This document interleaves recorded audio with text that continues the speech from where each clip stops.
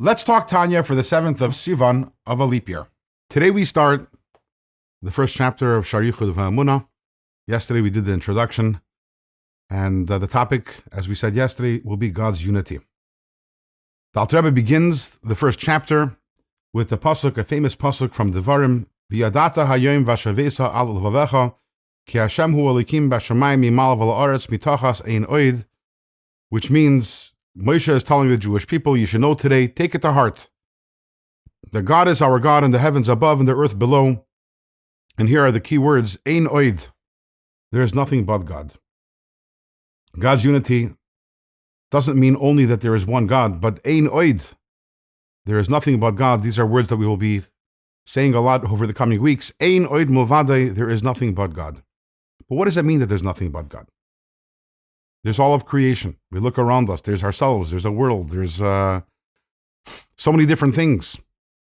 So to explain this, the Alter Rebbe, he quotes the Baal Shem Tov. The Baal Shem Tov says, and the Alter Rebbe himself quotes, the Baal Shem Tov himself, he quotes a pasuk, a verse in Tehillim, Lo olam Hashem dvarcha nitzav b'shamayim, which means, God, your words are always standing in heaven.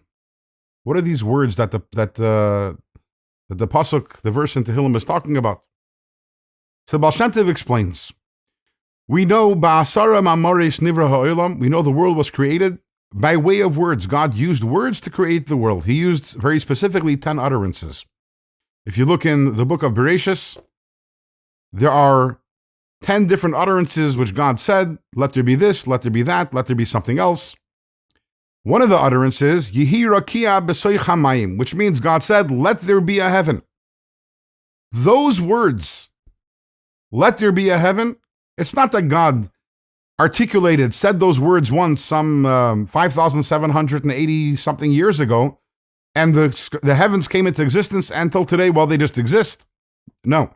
Those words still exist in the heavens. God is still uttering those words, and it is because of that that the heavens exist. If for one moment those words would, God would stop uttering those words would, so to say, depart the heavens would revert to nothingness, and the same is true about every single creation. This is the concept of perpetual creation, that God is constantly recreating everything by way of the words of the Asara Mamaras, by way of the words of the 10 utterances. You might say that the words that God is using is the code which is behind the world. Just like you have a computer, and you open up, you see the screen, there's pictures, and there's images, and there's banners, and there's videos, but really, what's behind it all, you don't see it, but is the code. And if some engineer, by mistake, happens to delete the code, your computer screen goes blank. The same thing is also, there is the code of the world, which is constantly being infused in the world. Take away that code, the world doesn't exist anymore. Which is why the Arizal tells us, everything has a soul. Even a rock or a stone has a soul. Well, a rock isn't alive. Yeah, but it exists. And if it exists, it's because it has a soul. And what is the soul? The soul comes from the 10 utterances. Now, 10 utterances, trillions of creations. How does that happen? So Alter Rebbe explains there's a process. These 10 utterances contain many words, many letters.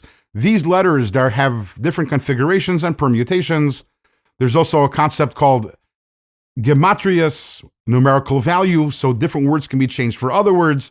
Different letters sometimes can be changed for other letters. And ultimately, everything that we see, all of creations, the trillions of creations, all of them are sourced in the energy, the creative energy, which is in the Asar Mamares, in the 10 utterances. This is the concept of perpetual creation. Understanding this will eventually get us to be able to understand what does it mean, Ein Oid, there is nothing but God. But first, in tomorrow's Tanya, we'll start chapter 2, and Alter Rebbe will explain how perpetual creation relates to another very important belief that we have, which is the idea of Hashgacha Pratis, or divine individual providence.